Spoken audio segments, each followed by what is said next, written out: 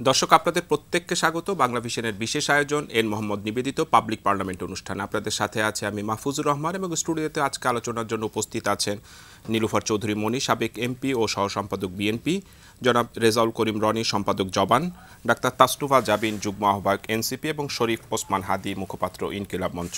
আপনাদের চারজনকে স্টুডিওতে স্বাগত। মনিয়াপা, আপনাকে দিয়ে আলোচনাটা শুরু করতে চাই। আপনি জানেন যে আজকে সারাদিনই আসলে একটাই খবর, সাবেক প্রধানমন্ত্রী এবং বিএনপি চেয়ারপারসন বেগম খালেদা জিয়ার শারীরিক অবস্থাটা নিয়ে। সবশেষ আমরা যেটা জানলাম যে 3 দিনই ওনার অবস্থাটা একটু স্টেবল রয়েছে এবং শারীরিক অবস্থা যদি পারমিট করে ওনাকে বিদেশে পাঠানো হতে পারে। তো এই যে খালেদা জিয়ার জন্যে প্রধান উপদেষ্টা, রাষ্ট্রপতি, বিরোধী দল যারা রয়েছে সবাই কিন্তু খালেদা জিয়ার আরোগ্য কামনায় দোয়া করছেন এবং সারা বাংলাদেশের মানুষই আসলে তার সুস্থতা কামনা করছেন।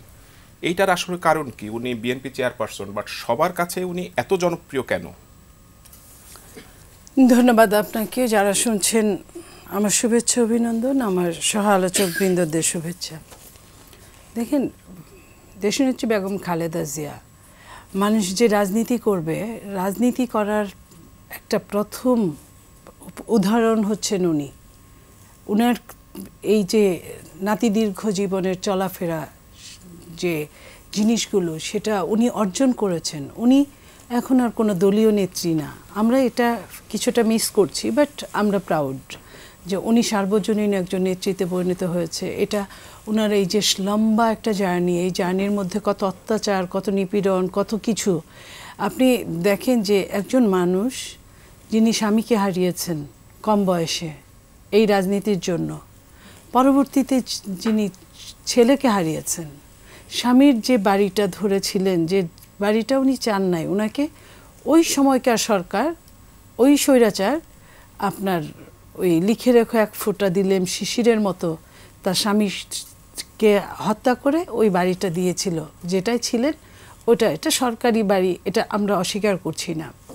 সেখানে তার এতদিনের স্মৃতি বিজড়িত বাড়িতে তাকে এক কাপড়ে বের করে দিয়েছিল এই ফ্যাসিস্ট পরবর্তী শেখ হাসিনা। এবং তারপরে তার উপর দিয়ে যে নির্যাতনটা চালিয়েছে, স্টিম রোলার। আমরা এখানে 2 জন নারী আছি, আমরা শুধু এটা বুঝবো, একজন নারীকে যখন তার সম্মান সম্ভ্রম নিয়ে কথা বলে এবং খুবই অকপটে কথা বলে, তখন সেই নারীটাই বুঝে যে তার সে কি পেল আর কি হারালো আর কি হচ্ছে। এই এত কিছুর পরে ধরে থাকা, পরবর্তী তার সন্তানটাকেও এরকম হত্যা করা হলো, একরকম হত্যাই বলা চলে ওইটাকে, কারণ দেশ ছাড়তে বাধ্য করেছিল, ঠিকমতো প্রপার ওষুধ পায় নাই, যখন অ্যারেস্ট করেছিল তখন ওষুধ পায় নাই, সেই সব কিছু মিলে তাকে চলে যেতে হয়েছে অকালে। সেটাও উনি দেখেছেন। এবং যখন ওনাকে 1/11 সরকার বলেছিল, যে ওই ফ্যাসিস্ট সরকারের প্রধান উনি নিজে চলে গিয়েছিল বলার পরে, এবং ওনাকে যখন বলেছিল তখন কিন্তু উনি বলেছিল যে আমার সমস্ত বাংলাদেশ এত সন্তান, আমি 2টা সন্তানের জন্য তো আমি এতগুলো দেশের বাইরে আমার কোনো যাওয়ার জায়গা নাই। এই যে বলাটা, এই বলাটাকে আমরা যত সহজে একটা লাইন বা 2টা লাইন দিয়ে মনে করি, আসলে কিন্তু এটার অর্থটা বিশাল, সাগরের মতো। এবং উনি প্রমাণ করে দিয়েছেন যে জেলকে উনি মেনে নিয়েছেন বারবার, উনি যান নাই। এই যে উনি না যাওয়াটা, উনি থেকেছেন, টর্চার সহ্য করেছেন, 2 বছরের টর্চার সহ্য করার পরে যখন সব কিছু ঠিকঠাক হয়েছে, তখন ফ্যাসিস্ট সরকার প্রধান উনি কিন্তু হাতে মেহেদি টেহেদি লাগিয়ে চলে আসছে। মানুষ এই দেশের মানুষ সচেতন ভীষণ, হয়তো বলে না, সবাই বলে না, কিন্তু মার্ক করে কিন্তু সবাই।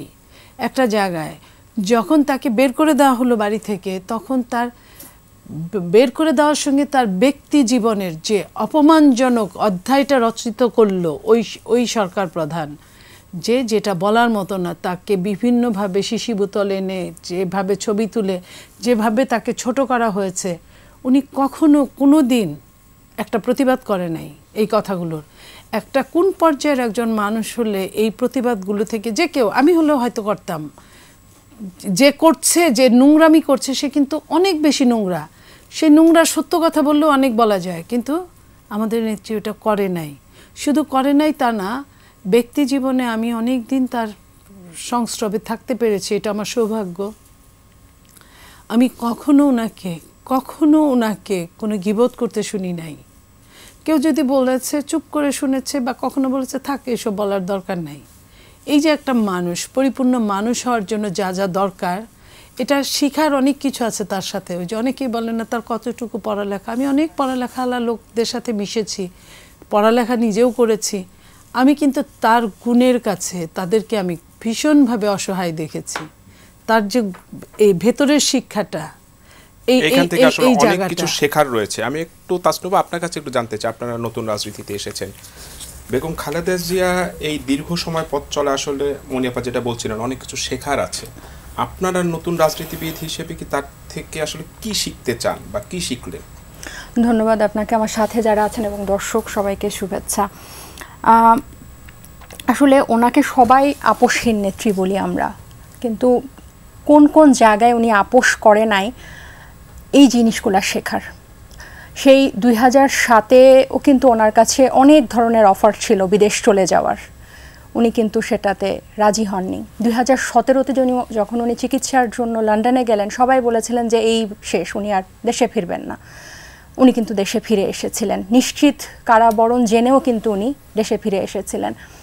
এবং এখন আসলে বেগম খালেদা জিয়া অসুস্থ এবং পুরো দেশ এটার দিকে মনোযোগ দিচ্ছে, পুরো মিডিয়া এটা কাভারেজ করছে, একদম প্রধান উপদেষ্টা থেকে শুরু করে সবাই তার অসুস্থতার জন্য খবর নিচ্ছে, দোয়া করছে।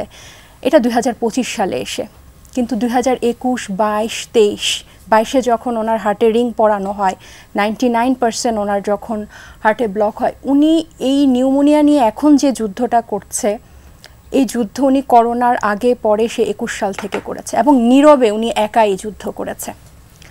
এখন নীরবে কেন? তার পাশে তার দল ছিল না? না, নীরবে বলতে এটা বুঝাচ্ছি যে আমরা কিন্তু এখন সবাই এই কথাটা বলতে পারছি, আমরা সবাই সরব, কিন্তু একটা সময় ওনার এই অসুস্থতাটাকে আমরা ধরেই নিয়েছিলাম যে এভাবেই উনি শেষ হবে, একটা সময় ওনার কোনো খবর আসবে। কিন্তু উনি অবশ্যই হায়াতের মালিক আল্লাহ, উপরে আল্লাহ ছিলেন, কিন্তু ওনার যে প্রচণ্ড প্রাণ শক্তি, আমি একজন চিকিৎসক হিসেবে এবং আমার অনেক চিকিৎসক কলিগের থেকে মোটামুটি ওনার যতটুকু এই প্রাণ শক্তির খবর পাই, এটা কিন্তু খুবই অনুপ্রেরণার। এবং এই যে আপনি শিখার বিষয়টা বললেন যে উনি শেষ সময় পর্যন্ত উনি কিন্তু হার মানেন নাই, বা এবং এখনও উনি যুদ্ধটা করে যাচ্ছেন। এখন হয়তো আমরা সবাই ওনার কথা বলছি, কিন্তু একটা সময় উনি নীরবে একাই এই যুদ্ধটা করেছেন এবং অনেকবার এবারের নিউমোনিয়া হয়তো অনেক খারাপ হয়েছে, উনি এর আগেও ওনার রোগ প্রতিরোধ ক্ষমতাটা এতটা দুর্বল, লিভার, ফুসফুস, ডায়াবেটিস, আপনারা সবাই জানেন ওনার এতগুলো অসুখ, কিন্তু এর মাঝেও উনি নিজের প্রাণ শক্তি, উপরে আল্লাহ আছে, নিজের চিকিৎসক আছে, কিন্তু ওনার যে প্রাণ শক্তি উনি এটাতে নিজের অটল রাখতে পেরেছেন। আরেকটা বিষয়, ওনার এই বিদেশ যাওয়াটাকে আমরা তো, আপনি যদি পেপারগুলো পড়েন 22-23-এর, নিশ্চয়ই দেখবেন যে তৎকালীন সরকার কি তুচ্ছ তাচ্ছিল্য তার এই চিকিৎসাটাকে করেছে, যে অসুস্থতার রাজনীতি করছে, তাকে চিকিৎসা থেকে দূরে রেখেছে। এবং এই ওনারকে কারা মুক্তি এবং বিদেশ যাওয়া, এটাকে একটা রাজনৈতিকভাবে নোংরাভাবে একটা বার্গেইন টুল হিসেবে তারা ব্যবহার করেছে, যে 24-এর তাদের অধীনে যদি নির্বাচন করে তাহলে তাদেরকে মুক্তি দেওয়া হবে। কিন্তু এই জায়গাতেও উনি এরকম অসুস্থ শরীরে, আমি একজন চিকিৎসক হিসেবে আমি জানি যে এই অসুস্থতায় মানুষ কতটুকু কাবু হতে পারে, কিন্তু এরকম অসুস্থতায় উনি ওই স্যাঁতস্যাঁতে জেলে উনি জীবন কাটিয়েছেন এবং এখনও উনি বেঁচে আছেন আমাদের মাঝে। তাহলে এই যে শিখার এই জিনিসটা এবং দেশের সার্বভৌমত্ব, আমি কিছুদিন আগে সাংবাদিক কবির সাহেবের একটা ক্লিপ দেখছিলাম, যে ছোট, যে ভারত যে ওনাকে এখনো ঘৃণা করে, এটা দ্বারাই প্রমাণ হয় যে উনি কখনো আপোষ করেন নাই এবং বাংলাদেশের গণতন্ত্র রক্ষায়, পুনরুদ্ধারে এবং সার্বভৌমত্ব রক্ষায়, জাতীয় স্বার্থ রক্ষায় ওনার যে অবদান, এটা শুধু আমরা এখন এই প্রজন্ম কেন, বাংলাদেশে যত প্রজন্ম আসবে, যতদিন বাংলাদেশ থাকবে, ততদিন কিন্তু এটা সব সময় একদম উজ্জ্বল দৃষ্টান্ত থাকবে। শহীদ জিয়া যদিও বিএনপির প্রতিষ্ঠাতা, কিন্তু বিএনপিকে পুরো বাংলাদেশের প্রতিটা মানুষের ঘরে ঘরে নিয়ে গেছেন বেগম জিয়া। একজন সামান্য, এই যে আপনি অনুপ্রেরণার কথা বলেন বা কি শেখার কথা বলেন, দেখেন ওনার কাছে উনি একজন সিম্পল একটা হাউসওয়াইফ, গৃহবধূ, সেই থেকে উনি যেভাবে বিএনপির হাল ধরেছেন এবং এই রাজনীতিকে উনি যেভাবে পুরো বাংলাদেশে ছড়িয়েছেন এবং শেষ পর্যন্ত উনি নিজের দেশটাকে উনি নিজের দল, নিজের পরিবার থেকে উনি আগিয়ে রেখেছেন। কেন নিজের দল বলছি? কারণ বিভিন্ন সময় ওনার বক্তৃতায়ও এবং অনেক রাজনৈতিক বিএনপিপন্থী রাজনৈতিক বিশ্লেষক সাংবাদিকদের কথায় কিন্তু ওনার অভিমানের কথা এসেছে যে এই যে বার্গেন টুল হিসেবে তাকে তার এই অসুস্থতাকে ব্যবহার করা হচ্ছে। উনি কখনোই আসলে কম্প্রোমাইজ করেননি গণতন্ত্রের স্বার্থে। আমি একটু রনি ভাই আপনার কাছে একটু জানতে চাই, এই যে দীর্ঘ প্রায় 44 বছর উনি রাজনীতিতে অ্যাক্টিভ রয়েছেন, তাকে কিন্তু বিএনপি আপসীর নেত্রী বলে, এবং আমার ধারণা করি যে বাংলাদেশের অধিকাংশ মানুষই তাকে আপসীর নেত্রী হিসেবে জানে, দেশনেত্রী হিসেবে মানে।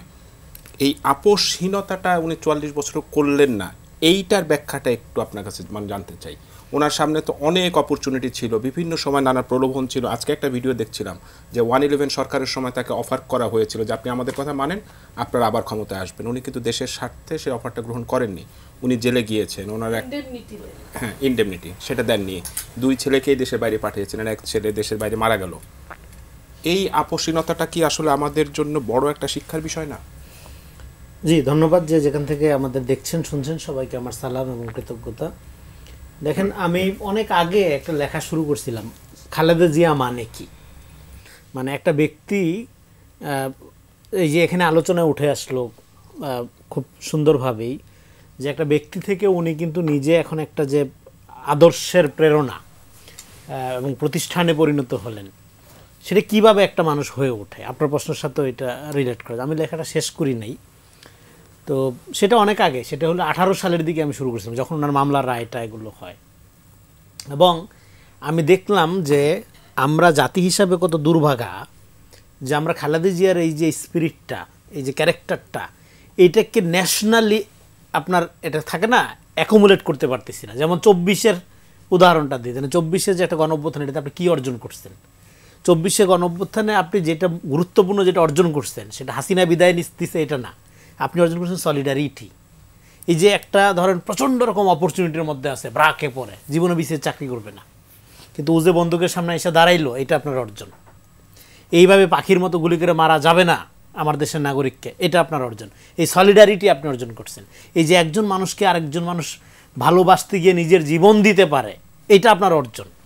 এইটা ইতিহাসে একটা জাতি একবার দুইবার অর্জন করে, এটা বারবার হয় না। আমরা বারবার প্রচুর মানবতার কথা বলি, দেশপ্রেমের কথা বলি, পরমত সহিষ্ণুতার কথা বলি, কিন্তু এই ধরনের ঘটনা ওই ইতিহাসে একটা দুইটা বারই ঘটে আর কি, মোমেন্টাম তৈরি হয় আর কি, যেটা মানে ন্যাশনাল স্পিরিট যখন জেগে ওঠে। হ্যাঁ, একটা জাতি তোর কমন ঐক্যের মধ্যে, আমার জীবন, একটা বাচ্চার জীবন, কৃষকের জীবন, গৃহবধূর জীবন, একটা এলিটের জীবন একাকার হয়ে যায়, সমান হয়ে যায়। এই যে ইকুয়ালিটির জায়গায় আসি, এইটা প্রত্যেক দিন প্র্যাকটিস করার মতো ক্যাপাসিটি যেই ক্যারেক্টার অর্জন করে, এরকম একটা ক্যারেক্টার হলো খালেদা জিয়া।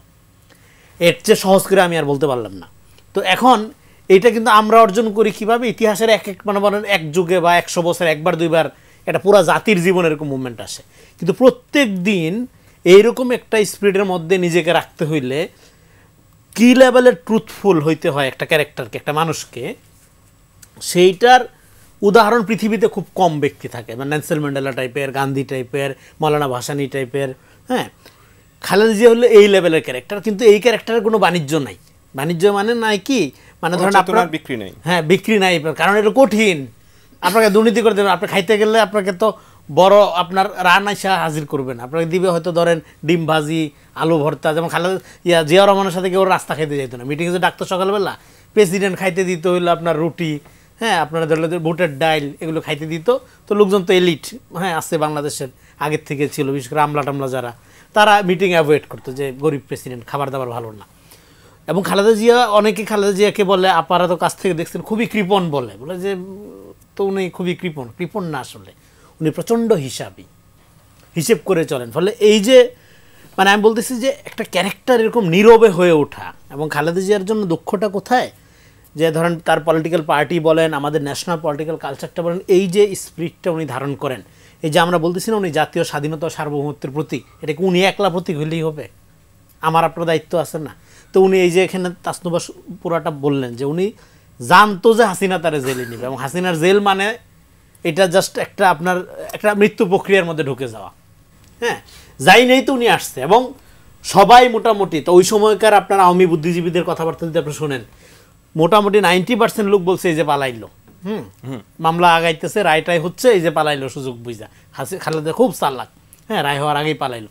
কিন্তু উনি কিন্তু রায় হওয়ার আগে ওনার যখন আপনার আদালতে হাজির হওয়ার ডেট, চিকিৎসা শেষ করে কিন্তু আসলেন, আইসা তারপরে আমার মনে আছে যেদিন রায় দেয় সেদিনও কিন্তু উনি নিজে কোর্টে গিয়েছিলেন, আইনি শ্রদ্ধা দেখিয়ে। হ্যাঁ, কোর্টে গিয়েছিলেন। তো ফলে তো আপনার এই জন্য এই যে পারসেপশন, এটা মানে হয় না যে ধরেন আপনি আমার সম্পর্কে কি ধারণা পোষণ করবেন, আপনার মানসিকতা যেরকম সেই অনুযায়ী পোষণ করবেন।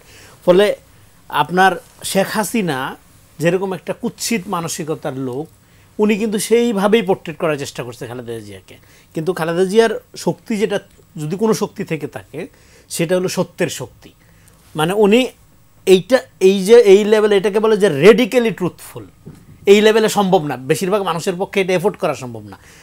প্রকৃত অর্থে ট্রুথফুল জীবনযাপন করা এইটা খুবই ইম্পসিবল। আপনি যেই দলই করেন, যেই মতই করেন, যেই পক্ষেরই হন, এইটা করতে গিয়ে ওনাকে কিন্তু ওনার দলের বিরুদ্ধে বহুবার দাঁড়াইতে হয়েছে। একটা উদাহরণ দিই, উনি ক্ষমতায়, আপনার পিন্টু সাহেব মনে হয় তখন ছাত্র দলের সেক্রেটারি, হ্যাঁ, কি একটা ঘটনার মধ্যে জড়াইলো, ছাত্র দলের সেক্রেটারি, বিএনপি ক্ষমতায়, অ্যারেস্ট করে তাকে জেলে নেওয়া হয়েছিল। এবং আমরা 2003 সালে অপারেশন ক্লিন হার্টের খবরও আসলে আমরা জানি। এটা হলো খালেদা জিয়া, যিনি সত্যের প্রয়োজনে নিজের লোক, নিজের দল, নিজেকে সার্ভ করা, কিন্তু দেশ ও জনগণের বিরুদ্ধে দাঁড়াইছে, কোনো মাপ নাই। আমি একটু হাদি আপনার কাছে জানতে চাই যে আপনার নানান ভিডিও আসলে সোশ্যাল মিডিয়ায় ঘুরে, আপনিও খালেদা জিয়া সম্পর্কে অনেক ভিডিও, আপনি বক্তব্য দিয়েছেন। আমি একটু অন্য বিষয় আপনার কাছে জানতে চাই। প্রায় ঘুরে ফিরে একটা কথা আসে যে জেলখানায় ওনার শারীরিক অবস্থাটার অবনতি ঘটেছে, এই বিষয়টার কি আসলে তদন্ত হওয়া উচিত? গত 1.5 বছরে কি এই তদন্ত নিয়ে আমরা কোনো কিছু শুনেছি যে আসলে উনি যখন জেলে ছিলেন তখন ওনার সাথে আসলে কী ধরনের আচরণ করা হতো, কী ধরনের প্রয়োজনের যে অভিযোগটা রয়েছে, এইটা নিয়ে কি আসলে তদন্ত করা প্রয়োজন কিনা? ধন্যবাদ। মানে এই প্রশ্নই তো আমাদের জন্য খুবই অপমানজনক, জাতির জন্য। বেগম জিয়া যখন বের হচ্ছেন, তার হাতটা এরকম বাঁকা, এই হাতটা ওনার না, এই হাতটা বাংলাদেশের। দেখেন, আমার অ্যাক্টিভিজমের ভিন্ন জায়গা আছে, আমাকে বহুদিন ধরে যাচ্ছে না, এবং গত 1.5 বছর ধরে। এই জন্য আমার অনেকে বলে যে আমি বিএনপির মানে কি এই ফেভারটা দিই কেন।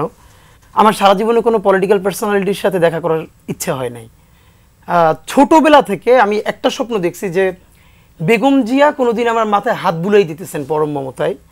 একটা শুধু বলি, জাতীয় শিক্ষা সপ্তাহে আমি জাতীয় পর্যায়ে পুরস্কার পাইতে আসছিলাম, বেগম জিয়া তখন প্রধানমন্ত্রী। তো আমি ফার্স্ট হইলে কি হবে, আমি অনেকবার আসছি বিতর্ক, বক্তৃতা, কবিতায়। যারা ফার্স্ট হয় শুধু, তারা শুধু প্রধানমন্ত্রীর কাছ থেকে স্বর্ণপদকটা গ্রহণ করতে পারেন। আমি খুবই আনফর্চুনেটলি 1 মার্কের জন্য সেকেন্ড হয়ে গেছিলাম। আমি ফার্স্ট হয়েছি, এই জন্য আমার মন খারাপ হয় নাই। আমার মনে আছে আমি ভীষণ কান্নাকাটি করছিলাম যে আমি বেগম জিয়ার সাথে দেখা করতে পারিনি এবং পুরস্কারটা নিতে পারি নাই তার হাত থেকে। এবং এই যে পার্সোনালিটি, দেখেন, আমার আব্বা আমার এলাকার সম্ভ্রান্ত আলেম, তিনি কোনো নারীর সাথে তো দেখা করেন না, কিন্তু এই যে বেগম জিয়া শহীদ প্রেসিডেন্ট জিয়াউর রহমানের ওয়াইফ হয়েও তিনি একটা প্যারালাল পার্সোনালিটি, নিজস্ব বেগম জিয়া হয়ে উঠলেন। আপনি খেয়াল করেন, আপনি বেগম জিয়ার অ্যাপিয়ারেন্সে, সে তো বোরকা পরে না, তিনি খুবই ফ্যাশনেবল একজন উইমেন তিনি। কিন্তু বাংলাদেশের কোটি কোটি ধর্মপ্রাণ নারীরা, তারা তাকে যেই পরিমাণ ভালোবাসে, যেই পরিমাণ ওন করে, অথচ নির্বাচনের সময় হাসিনা মাথায় পট্টি বেঁধে, তসবি বেঁধে, তবুও সেই মানুষগুলোর মন জয় করতে পারে না। এর বড় কারণ হলো বেগম জিয়ার মধ্যে আজীবন কৃত্রিম কিছু নাই। উনি একদম ভিতরে যা, উনি বাইরে তা। আমি অন্তত এই যে দেখেন, উনি যে স্বাধীনতা সার্বভৌমত্বের প্রতীক হয়ে উঠতে পারলো, এটার অন্তত যে, এবং উনি এখন, হ্যাঁ অফকোর্স উনি বিএনপির নেত্রী, কিন্তু আপাও যেটা বললেন যে ওনারা ওনাকে মিস করেন, কিন্তু উনি যে জাতীয় অভিভাবক হয়ে উঠলেন, আমি একদম এখনই আপনাকে অন্তত 3টা ছোট ঘটনা বলতে পারি যে উনি মোর দ্যান বিএনপি, বাংলাদেশের গার্ডিয়ান কিভাবে হলেন। দেখেন, হাসিনা তাকে ট্র্যাপে ফেলার জন্য একটা কল রেকর্ড করছিল তার সাথে 2014-এর আগে নির্বাচনে, নিশ্চয়ই আপনার মনে থাকার কথা। হাসিনা সেখানে খুবই তার সাথে সুন্দর করে কথা বলছেন, এবং বেগম জিয়ার স্বভাবতই যেভাবে তখন হরতাল চলে এই বাংলাদেশে, যখন আনকনটেস্টেড ইলেকশন করা হলো সেইটার বিরুদ্ধে, এবং সেই কল রেকর্ডটা সে ফাঁস করলো হাসিনা, সমস্ত ইথিক্সের বাইরে গিয়া। এরপরে পুরো শাহবাগ তন্ত্রের যে বুদ্ধিজীবীরা, তারা বলা শুরু করলেন বেগম জিয়া প্রধানমন্ত্রীকে অনার করলেন না, তিনি একটা নেগোসিয়েশন করতে চাইলেন দেশের জন্য, করলেন না। অথচ আমরা তখন মনে করলাম যে একটা সন্ত্রাসী মাফিয়া নেত্রীর সাথে আপমর বাংলাদেশের যে ক্ষোভ, এই ক্ষোভটা বেগম জিয়া ঝাড়তে পারলেন। এবং মজার, আজকে আমার এই কথাটা খুব মনে পড়ে, একমাত্র শফিক রেহমান সাহেব তখন নয়াদিগন্ত অথবা আমার দেশে একটা বিরাট কলাম লিখেছিলেন যে উনি শেখ হাসিনার সাথে যেইভাবে কথা বলেছেন, এই টোনটাই বাংলাদেশের টোন। দেখেন, আমি আপনাকে বলি যে হেফাজতের রাতে বেগম জিয়া বলেছিলেন ঢাকা মহানগর বিএনপিকে যে আপনারা তাদেরকে সাহায্য করেন। ঢাকা মহানগর বিএনপি অ্যাক্টিভ হয় নাই, যার যা কিছু আছে পুরো জাতিকে, প্রচুর মানুষ নেমেছিল। আমরা মনে করি সেদিন যদি বেগম জিয়ার কথা শুনে মহানগর বিএনপির সেই অংশটা অন্তত হেফাজতে যাওয়ার দরকার নাই, সাপ্লাই মৌচকে হোক মালিবাগে হোক একটা অবস্থান নিত। মঞ্চে কিন্তু ওই সময় যদি আমি ভুল না করে থাকি সাদেক হোসেন খোকা মঞ্চে গিয়েছিলেন না, কিন্তু দেখেন এটা না, যে রাত্রে মেসাকার হয়েছে, মেসাকারের রাত্রে ম্যাডাম বলেছেন যে যেভাবে পারো সাহায্য করো। অন্তত যদি সেরকম একটা অবস্থান নেওয়া যেত তাহলে ওভাবে কিলিংটা হাউসিনে করতে পারতো না। এই যে দেখেন এই অবস্থান কিন্তু তাকে দুর্বল করেছে। তিনি হেফাজতের ব্যাপারে এই কথা বলতে দ্বিধান্বিত হন নাই। আমাদের তো এখন রাজনৈতিক মুরব্বী বলতে একজন বেগম জিয়া, এবং যে কোনো ক্রাইসিস তৈরি হলে আমার ধারণা উনি কাউকে যদি ফোন করে চা খেতে বলেন এমন কোনো দল নাই যে মুহূর্তের মধ্যে সেখানে হাজির হবেন না। দেখেন এখন কিন্তু বিএনপি জামাত ইসলামীর স্বাভাবিকভাবেই পলিটিক্যাল যেই মানে চলছে, তাদের মধ্যে ঝগড়া বিবাদ আছে, কিন্তু আমার মনে আছে যে এইটা আমার চোখে ভাসে, সাইদি সাহেবের যখন রায় হলো তখন 2 দিনে 153 জন মানুষকে পাখির মতো গুলি করে হত্যা করা হলো। কিন্তু জামাত ইসলামীর নেতা বেগম জিয়া তখন সিঙ্গাপুরের ট্রিটমেন্টে ছিলেন। আমার স্পষ্ট মনে আছে উনি ট্রিটমেন্ট কমপ্লিট না করে উনি বাংলাদেশে ব্যাক করলেন। বিএনপির স্থায়ী কমিটির সদস্যরা ওনাকে বিমানবন্দরে ফুল দিয়ে বরণ করতে গেলেন, উনি গ্রহণ করলেন না। এসেই উনি অফিসে ব্রিফ করলেন, হরতাল ডাকলেন, এবং উনি প্রথম বললেন গণহত্যা চালানো হয়েছে বাংলাদেশে। আমার মনে আছে বাংলাদেশের তাবৎ বুদ্ধিজীবীরা ডিকশনারি খুলে এনসাইক্লোপিডিয়া খুলে বসলেন, জেনোসাইডের সংজ্ঞা জানে না, খালেদা জিয়া হচ্ছেন অশিক্ষিত, সুতরাং উনি এটাকে গণহত্যা বলতে পারেন না, ভুল বলেছেন। বেগম জিয়াই একমাত্র তখন বললেন না এটা গণহত্যা হয়েছে। দেখেন কতজন মানুষ মরে গেছে, সেভাবে গণহত্যা হয় না। আপনি কিভাবে কিল করেছেন প্যাটার্নের উপরে গণহত্যা হয়। এই যে সাইদি সাহেবের ব্যাপারে, এবং এরপরে আমি আজকে মনে পড়ে যে কাদের মোল্লা সাহেবের যেদিন রায়টা হয়েছে, খন্দকার মাহবুব হোসেন উনি ইন্তেকাল করেছেন, বাংলাদেশের সবথেকে পতিতদশা আইনজীবীদের একজন, যিনি বিএনপির বড় নেতা ছিলেন। বেগম জিয়া ওনাকে নিজে ফোন করে বলেছেন যে সর্বোচ্চ সাপোর্ট দেওয়ার জন্য, এবং কাদের মোল্লা সাহেবের ফাঁসি যেই রাতে হওয়ার কথা ছিল সেদিন একদিন পিছিয়ে গিয়েছিল। তখন ব্যারিস্টার আব্দুর রাজ্জাকের সাথে খন্দকার মাহবুব স্যার প্রধান বিচারপতির বাসার সামনে রাত্রির দাঁড়িয়ে আছেন, সেই নিয়ে আবার কাগজপত্র নিয়ে। কি ভয়ার্ত চেহারা! বেগম জিয়া সারা রাত জেগে সে খবর নিয়েছেন, এটা আমরা তখন জানতাম যে। এবং আপনাকে এটা আমি একটা বলতে চাই যে দেখেন ওনার মধ্যে যেটা সবথেকে ব্যাপার, মাতৃত্ব সুলভ আচরণ মধ্যে, এটা আমরা শিবিরের বড় ভাইদের কাছ থেকে শুনেছি যে একবার একটা বড় মুভ করার জন্য শিবির প্ল্যান করছিল, ছাত্রদল শিবির মিলে ক্যাম্পাসে একটা বড় মুভমেন্ট করবে আওয়ামী লীগের বিরুদ্ধে। খুবই রিস্কি ছিল, কিন্তু উপায় ছিল না। তো বেগম জিয়া শুনে তারপরে দেখেন মানে অবাক করবার মতো যে উনি ওনার শুধু দলের এবং এই বাচ্চাদেরকে কি পরিমাণ ওন করেন। উনি উঠে বললেন যে করতে পারলে ভালো হইতো, কিন্তু আমার ছেলেরা মনে হয় পারবে না, ওদের জীবন ধ্বংস হয়ে যাবে। ছাত্রদলের ছেলেদের কথা বলছিলেন যে এই রিস্কে যদি ওরা ফেল করে যায় তাহলে ওদের জীবন ধ্বংস করে ফেলবে। তো এই জন্য আপনাকে বলা, এবং আজকে 1997 সালে বিবিসি বাংলা একটা ইন্টারভিউ করেছিল বেগম জিয়ার, এটা এখনও ইউটিউবে আর্কাইভে আছে। তো আমি সবাইকে বলি যে বাংলাদেশে যারা নতুন পলিটিক্স করতে চায়, আমি অন্তত 100 জনকে আমাদের বন্ধুদেরকে বলেছি এই ইন্টারভিউটা যেন শোনে। উনি তখন বিরোধী দলীয় নেত্রী, বিবিসি বাংলা তাকে প্রশ্ন করছে যে ভারত বিরোধিতাই কি একমাত্র আপনার বা বিএনপির রাজনীতি? বেগম জিয়া উঠে বললেন আমরা ভারত বিরোধিতা করি, কি বলেছে? আমি বাংলাদেশের রাজনীতি করি, স্বাধীনতা সার্বভৌমত্বের কথা বলি। বাংলাদেশের স্বার্থের কথা বলতে গিয়ে যদি কোনো দেশের বিরুদ্ধে যায় সেটা আমার কি দোষ? এবং শেখ হাসিনা 2008-এ নির্বাচিত হয়ে প্রথম যখন ইন্ডিয়া সফরে গেল তখন বেগম জিয়া বললেন যদি দেশের জন্য ভালো কিছু করা হয়, আমি একদম শব্দটা ধরে বলতে পারি, তাহলে স্বাগত জানাবো। যদি কোনো ষড়যন্ত্রের চুক্তি করে আসা হয় পথে কাঁটা বিছিয়ে দেব। পরের দিনই বাংলাদেশের সমস্ত মূলধারা মিডিয়া যারা এখন বিরাট বিএনপিপন্থী হয়ে উঠেছে তারা আর্টিকেল লিখলেন বেগম জিয়া এইখানে কাটা বলতে কি বুঝলেন? গ্রেনেড হামলা, বোমা বিছিয়ে দেবে হাসিনাকে, ওই যে 21শে আগস্ট গ্রেনেড হামলা করেছে সেটাই বলছে। এই যে কোনো কিছুকে তোয়াক্কা না করে গণমানুষের কণ্ঠস্বর হয়ে উঠতে পারা, এবং ভাবেন তিনি কিন্তু একজন নারী, এবং একজন নারীর জন্য তার সন্তান হারানো। তারেক রহমান সাহেবকে যখন পিজিতে 111-এর পরে নেওয়া হয়েছে, আজকেও ছবিটা দেখছিলাম, এবং তখন আমরা ছোট, বেগম জি ওনাকে দেখতে গেছে, তারেক রহমান সাহেব ঘাড় সোজা করে মায়ের কোলে মাথা রাখতে পারতেছেন না। একজন মায়ের সামনে সন্তানকে পিটানো হচ্ছে, পরের সন্তানটাকে অলমোস্ট হত্যা করা হয়েছে, সবকিছু নাই হয়ে গেছে। কি পরিমাণ ওনারশিপ দেশ, মানুষের প্রতি কমিটমেন্ট থাকলে তিনি বলেন এই দেশ ছাড়া আমার আর কোনো জায়গা নাই, আমি আর কোথাও যাব না। আমি একটু তাসনুমা আপনার কাছে জানছি, আপনি তো নিজেও ডাক্তার, এই যে স্লো পয়জনিং এর কথাটা যে বলা হয় এইটা আসলে কিভাবে ঘটে? আপনি যে হাদিকে বিরতিতে যাওয়ার আগে জিজ্ঞেস করছিলেন যে ওনার যে জেলের চিকিৎসার অবহেলা হয়েছে কিনা বা এটার তদন্ত হওয়া দরকার, আমি ব্যক্তিগতভাবে মনে করি এটার অবশ্যই থরো একটা ইনভেস্টিগেশন হওয়া দরকার। এবং যারা যারা দায়িত্বে ছিলেন, ওনার কিন্তু এখন সবাই জানেন আপনারা যে ক্রনিক ডিজিজ, বিশেষ করে লিভারের যে সমস্যা, এটা কিন্তু ওভারনাইট হয় না, একদিন দুদিনে হয় না, এটার কিন্তু একটা ধারাবাহিক থাকে, সময় থাকে, এতটা মাস যাওয়ার পর, এতটা বছর যাওয়ার পর। তাহলে ওনার যখন থেকে এটা শুরু হলো, শুরুতেই যদি এটা আইডেন্টিফাই করে এটা চিকিৎসা করা যেত, তাহলে কিন্তু এতটা দ্রুত ওনার শরীর ভেঙে পড়তো না। তারপরে উনি যথেষ্ট ফাইট দিয়েছেন। সো আমার কাছে মনে হয় যে এই সময়টা, উনি যে কারাভোগের পুরো সময়টা খুব থরলি এটার তদন্ত হওয়া উচিত। এবং যদি বিএনপি কখনো ক্ষমতায় আসে, অবশ্যই এটা যাতে তারা সুষ্ঠুভাবে, যাতে এই জিনিসটা যাতে ভবিষ্যতে আর কারো সাথে না হয়।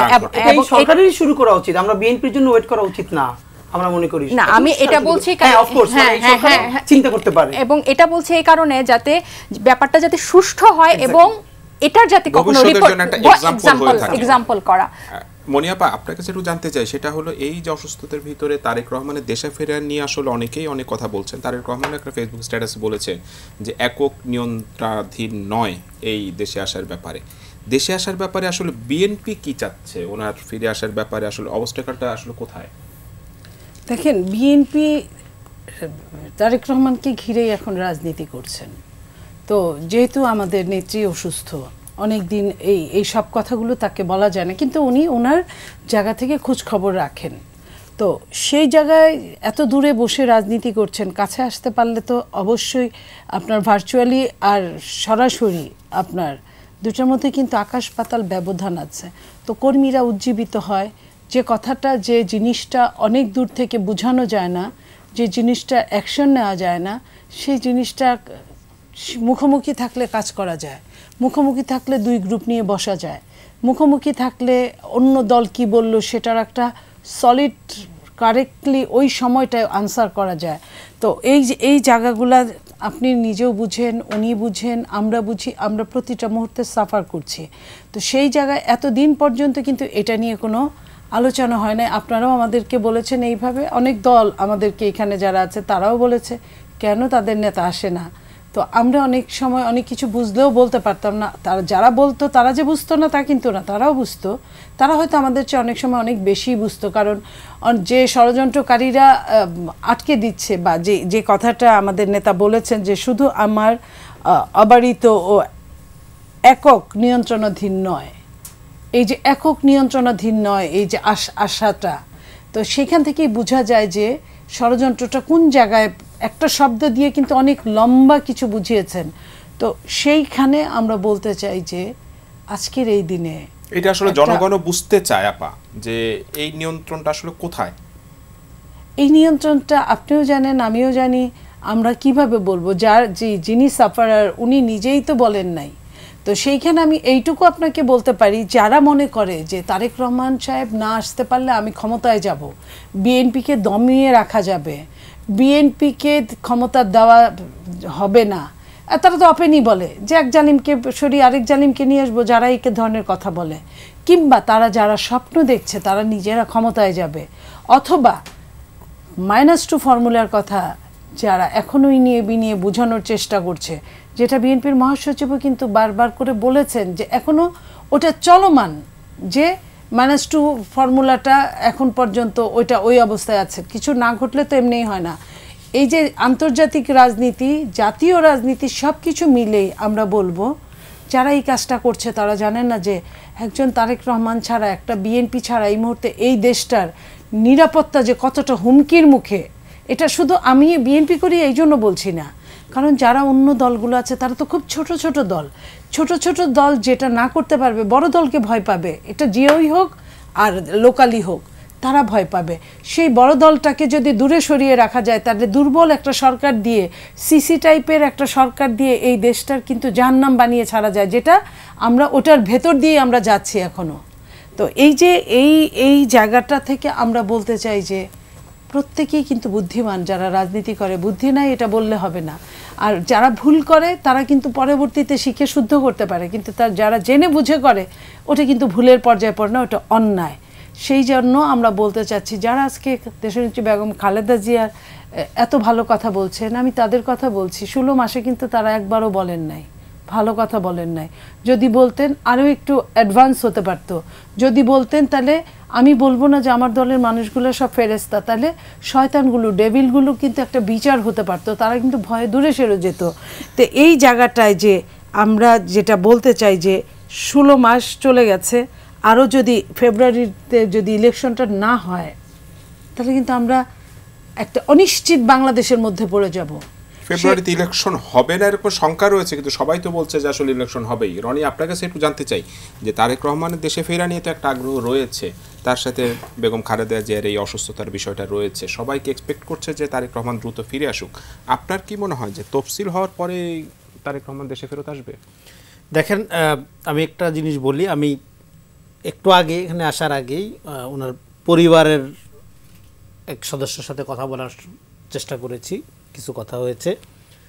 সে আলোকে যেটা হলো যে ওনার প্রথমে বলেনি যে এখানে ওনার দেশে ফেরার ইস্যুটা দুইটা। একটা হলো ব্যক্তিগতভাবে ওনার মা অসুস্থ, সন্তান উনি ভুলে যান যে খালেদা জিয়া তারেক রহমান।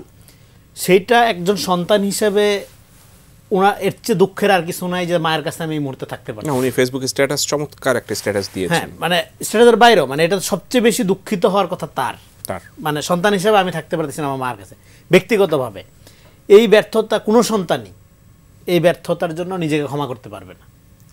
প্রথম কথা হলো মানে সবচেয়ে কষ্টের মধ্যে সন্তান হিসেবে তারই থাকার কথা, এটা একটা। আর রাজনৈতিক দিক থেকে ওনার অনেক আগেই দেশে চলে আসা উচিত ছিল, প্রায় 6 তারিখের পরেই দেশে থাকলে ওনার ভালো হইতো। এই কথা বাজারে বহু আগের থেকে আছে, বহু পুরানা। কিন্তু ফলে এখনকার কনটেক্সটে ওনার দেশে আসা দরকার কি দরকার না, এটা একান্তই ব্যক্তিগত। এটাকে পলিটিসাইজ করাটার আমি বিপক্ষে, এটা দরকার নেই।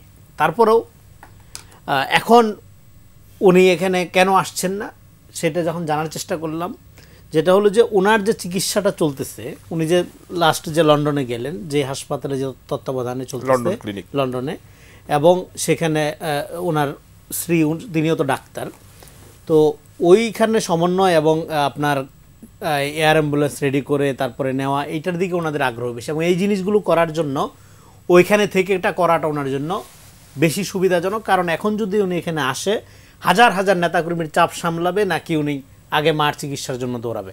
ফলে উনি এতটাই আপনার অকুপাইড তার এই চিকিৎসার ব্যাপারগুলো নিয়ে, যে উনি কিন্তু তার নির্বাচনী যে কার্যক্রম, যোগাযোগ, এগুলো থেকে সম্পূর্ণ দূরে, মানে 100% মনোযোগ উনি এই বিভিন্ন দেশের যে মেডিকেল টিম, বোর্ড, এগুলোতেই উনি ব্যস্ত সময় আছেন। ফলে এই মুহূর্তে উনি এসে এখানে একটা ধরেন, আপনি দেখতেছেন অলরেডি ধরেন দেখবেন যে এবার কেয়ারের সামনে প্রচুর লোকজন, হাউকাউ।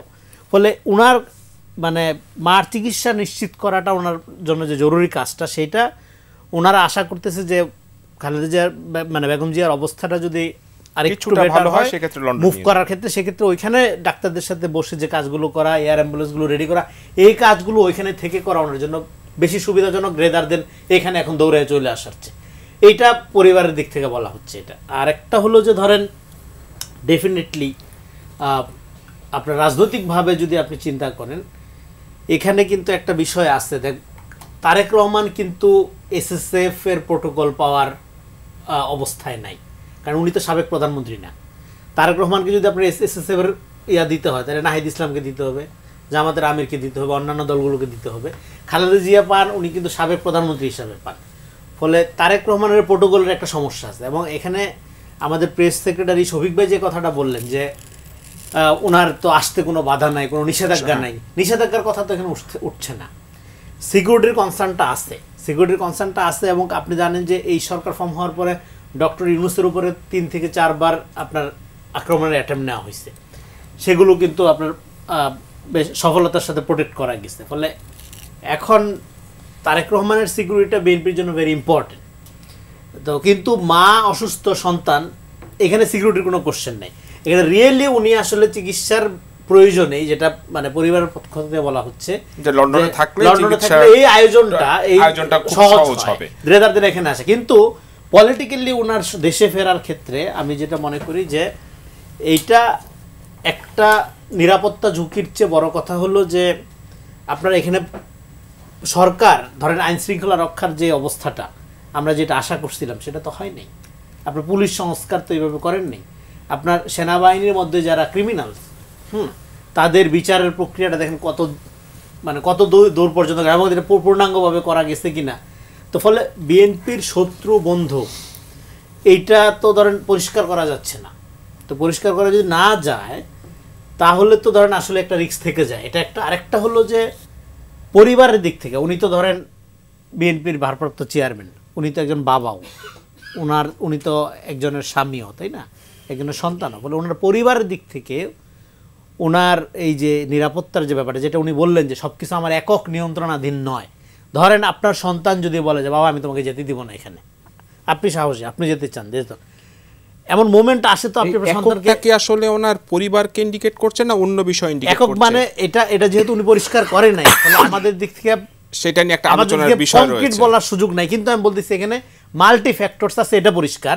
সেই মাল্টি ফ্যাক্টরের ক্ষেত্রে একটা শেষ করে একটা সেকেন্ডে, মাল্টি ফ্যাক্টরের ক্ষেত্রে একটা হলো চিকিৎসার ব্যাপারটা আমাদের আলাদা রাখতে হবে এখন এটা, হ্যাঁ।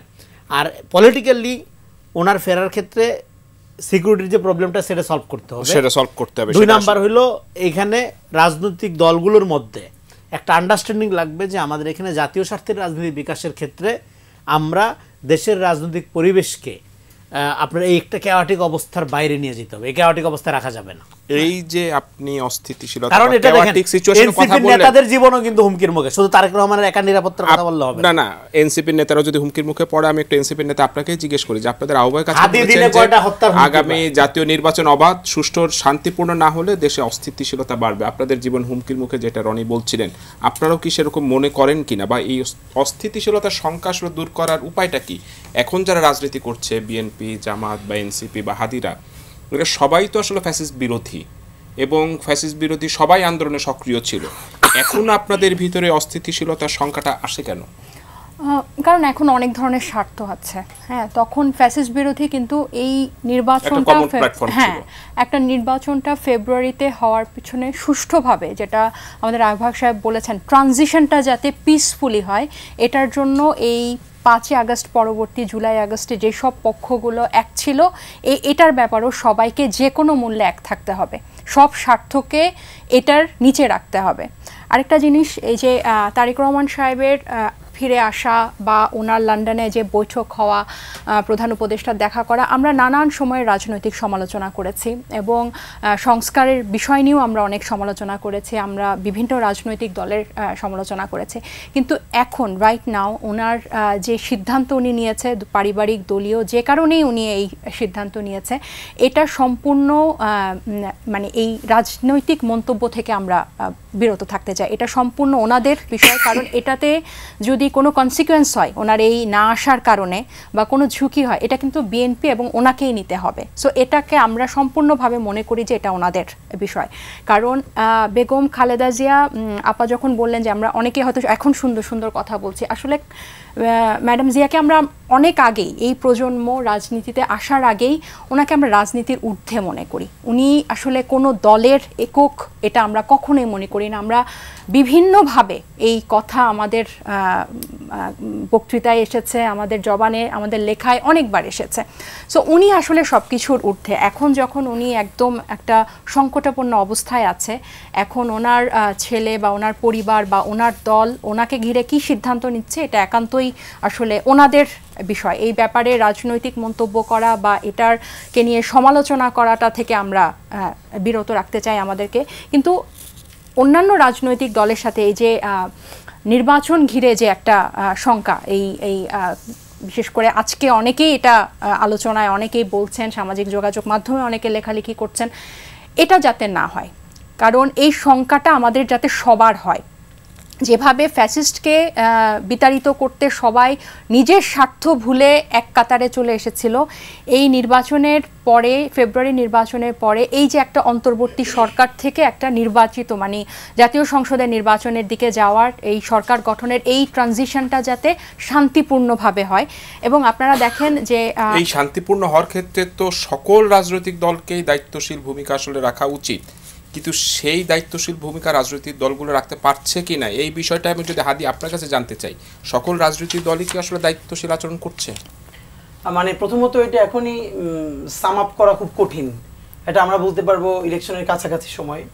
কিন্তু ব্যাপার হলো ধরেন যদি ইলেকশন মানে আমরা যতদূর বুঝি ইলেকশন ইনশাল্লাহ হবেই ফেব্রুয়ারিতে। ইলেকশন একমাত্র চায় না হলো আওয়ামী লীগ, কারণ হলো তাদের এখনও প্রত্যাশা যে নির্বাচনটা পিছিয়ে দিয়ে অন্য একটা কিছু করে দেন তারা কোনো একটা ফর্মে ইলেকশনে ফিরতে চায় এই প্রক্রিয়ার মধ্য দিয়ে। এবং ধরেন অন্য টুকটাক যে রাজনৈতিক দলগুলো ছিল যারা হয়তো মনে করেছে যে আরও কিছু পরে ইলেকশনটা হলে ভালো হতো, তারাও আর ওই জায়গাটায় নাই, বিকজ এখন গভর্নমেন্টও খুব ডিটারমাইন্ড এবং ইলেকশনের এই যে দেশে শুরু হয়ে গেছে, এটা তো আপনারা সবাই মিডিয়া দেখতেই পাচ্ছেন যে ইলেকশনের ফ্লো শুরু হয়ে গেছে। এখন আমাদের যেটা ধরেন রাজনৈতিক দলগুলো যদি ভুল করে তাহলে এর সাফার তো মানে সবাইকে কালেকটিভলি করতে হবে। ধরেন প্রফেসর ইউনূস সাহেব যেটা বলেছেন যে ঈদের উৎসবের মতো ইলেকশন হতে হবে। এখন ঈদের উৎসবের মতো ইলেকশন হওয়াটা বলা যত সহজ, এইটা যে কি পরিমাণ কঠিন হবে আমরা ধরেন একটা শুধু বলি, সবাই একমত করেছিল যে সিসি ক্যামেরা প্রত্যেকটা কেন্দ্রে। তো নির্বাচন কমিশন থেকে দেখলাম তারা বলেছে যে সিসি ক্যামেরার দরকার নাই, অনেক খরচ হবে। ব্যাপার হলো দেখেন তাদের কি পরিমাণ দরদ, মানে আমাদের এইটা হলো একটা সুবিধা বাংলাদেশে যে সিসি ক্যামেরা অনেক খরচ হয়ে যাবে, যদি তার বুদ্ধি থাকে তাহলে এই সিসি ক্যামেরাগুলোকে স্কুল কলেজে নিতে পারবে, হাট বাজারে নিতে পারবে এবং প্রচুর কাজে লাগানো যাবে। ধরেন কোনো কাজেই লাগলো না, টাকা তো আপনার পকেটে না। আজ পর্যন্ত বাংলাদেশ যতবার ধ্বংসের মুখোমুখি গেছে সব থেকে বড় কারণ ছিল পিসফুল এই যে ক্ষমতার হস্তান্তর হয় নাই। তাহলে এর একমাত্র কোর পয়েন্টটাকে আপনাকে সব থেকে গ্রহণযোগ্য সুষ্ঠু নির্বাচন দিতে হবে যেটার উপরে দেশ দাঁড়াই থাকে। তো সেজন্য আপনি যদি 1000 কোটি টাকা খরচ করেও দিতে হয় আপনি দিবেন না কেন? নাম্বার 1, এই আমলাদের কি আপনি এখন একটা প্রপোজাল পাঠান যে আগামী নির্বাচনটা কেমন হবে, এই জন্য তাদেরকে 10টা দেশ ঘুরে আসা দরকার। নির্বাচন কমিশনের সবার চক্ষু বন্ধ করে বলবে হ্যাঁ এটা তো খুব জরুরি, তারা নির্বাচন কমিশন বলবে আমেরিকা ইংল্যান্ড সব ঘুরে আসা দরকার। কিন্তু যখন সিসি ক্যামেরার প্রশ্ন উঠছে তখন বলতেছে এর মানে হলো এই জায়গা থেকে বের হতে হবে। সিসি ক্যামেরা থেকে শুরু করে যত ধরনের মিজার নেওয়া যায় এগুলো নিতে হবে। সব থেকে বড় ব্যাপার আপনি দেখেন বাংলাদেশে আমরা করি কি, ধরেন বিএনপি কত % ভোট পেল অথবা জামাত কত পাবে, এইটা কিন্তু কাস্টিং ভোটের পরে গিয়ে বলবো যে এত %, কিন্তু আমরা কি টোটাল ভোটারের কত % ভোট দেয়। এবারে সব থেকে চ্যালেঞ্জ হবে সেই ডিসেন্ট ভোটাররা, urban middle class, lower middle class, যারা কোনোদিন সরকারের কাছ থেকে এমপি মন্ত্রী বা ওয়ার্ড কাউন্সিলরের কাছ থেকে সাধারণত কোনো কাজে যান না, কিন্তু সেই সব শিক্ষক অন্য যারা একটা ভালো পরিবেশ হলে তিনি গিয়ে কেন্দ্রে ভোট দিয়ে আসেন। তো কেন্দ্র যখনই শুনবে কেন্দ্র দখল হয়ে গেছে তিনি কিন্তু তার প্রার্থীর জন্য ভোট দিতে যাবেন না। তো ওই পরিবেশ যদি আপনি তৈরি করতে না পারেন যে প্রত্যেকটা মানুষ গিয়ে ভোট দিচ্ছে আনন্দের সাথে। দেখেন ধরেন আমার ক্ষেত্রে একটা ক্রাইসিস বলি, আমি যেহেতু নিজেও নির্বাচন করছি আমি জানি আমার ভোটার গ্রুপটা কারা, যারা আসলে কোনোদিনই আমার জন্য কেন্দ্রে মারামারি লাগলে তারা মারামারির মধ্যে যেতে পারবেন না, এই ঝুঁকি নিতে পারবেন না, কিন্তু খুবই সুন্দর যদি একটা নির্বাচন হয় তিনি গিয়ে ভোটটা দিয়ে আসবেন। এখন অন্য কেউ চেষ্টাই করবে তার নিজের লোকদেরকে দিয়ে ওখানে একটা ক্যাওটিক সিচুয়েশন তৈরি করা এবং এই মেসেজ ক্যারি করা ওই কেন্দ্রে ঝামেলা হয়েছে যাতে করে ওই ভোটগুলো আর না আসে। তো এই দায়িত্ব সরকারকে নিতে পারতে হবে এবং ইতিহাসের শ্রেষ্ঠতম নির্বাচন যদি হয়, আমি মনে করি এই সরকার আর যা পারুক আর না পারুক, সে যদি ইতিহাসের শ্রেষ্ঠতম সুষ্ঠু নির্বাচন দিয়ে তারপরে এখান থেকে বিদায় হতে পারে, এইটা 100 বছরের একটা শ্রেষ্ঠ অর্জন হবে এবং এটাই সবথেকে বড় সংস্কার হবে, সবচেয়ে বড় সংস্কার। মনিয়াপা, আজকে প্রধান নির্বাচন কমিশনার বলেছেন যে ডিসেম্বরের 2য় সপ্তাহে তফসিল ঘোষণা করা হবে। এর আগে আমরা শুনেছিলাম যে প্রথম সপ্তাহে। এই যে 1 সপ্তাহ পেছালো, এইটার কারণটা কি? গণভোটের জন্য না অন্য কোনো কারণে? দেখেন এই সমস্যাটা তো এই জন্যই আমি এই কথাটা বললাম কিছুক্ষণ আগে, যেটা যে 2 সপ্তাহ যদি যায়, আপনি দেখেন আপনি ইলেকশনের জন্য তো 60-65টা দিন আপনি সময় দিবেন, তাহলে হঠাৎ করে এত তোড়জোড় এত কিছুর মধ্যে তফসিল ঘোষণা করবে। তফসিল তো রেডি, তফসিলে তো এমন না, তফসিল একটা নিয়ম কিভাবে ইলেকশনটা হবে, তো সেই নিয়মের মধ্যে যা সংযোজিত হয়েছে সেটা বলবে, যা বিয়োজিত হয়েছে সেটা বলবে। তো উনি কেন এটার জন্য আরও 1 সপ্তাহ এই ক্রাইসিস মোমেন্টে একটা দিন প্রতিটা দিন এখানে হিসাবের মধ্যে ধরা হয়, সেইখানে উনি 1 সপ্তাহ পিছালেন। এইখানেই আমার মনে হয় যে ডালমে কুচ কালা হে, এই একটা জায়গায়। তারপরে দ্বিতীয় কথা হলো উনি কিন্তু উনিই প্রথমে বললেন যে 2টা ব্যালট দিয়ে ইলেকশন হতে পারে না, এইভাবে হয় না। আবার উনি এখন বলছেন যে ইলেকশন হবে। এই যে এক এক সময় এক এক কথা, উনি ওনার জায়গায় স্থির থাকতে পারছেন না। একজন নির্বাচন কমিশনার, সিইসি বা ইসি, তারাই তো জনগণকে বুঝাবে। তারা যে অনেক ক্ষেত্রে তাদের যে একদম কপর্দক শূন্য, এটা তো বুঝালে হবে না। তারা প্রশাসনের কাছ থেকে হেল্প নেবে, তারা এই জিনিসটাও তারা বলবে। তারা দেখেন যে কাজটা তাদের করার কথা, আপনার তফসিল ঘোষণার পরে আমলাদেরকে ট্রান্সফার করবে। ট্রান্সফারগুলো আগে হচ্ছে, সেই ট্রান্সফার তো আগে, মানে তার নিয়ন্ত্রণে তো ট্রান্সফার হচ্ছে না, সরকার ট্রান্সফার করছে। সরকার তো ইলেকশনের মধ্যে কিছু হতে পারে না। ওই 2-3 মাস নির্বাচন কমিশন চাইলে তফসিলের পরে আবার ট্রান্সফার করা যায় না। একটা জিনিস আপনি মনে করেন, একজন আমলা সে একখানে গেল, 15 দিন থাকলো, আবার আসলো, এটা কেমন ধরনের কথা?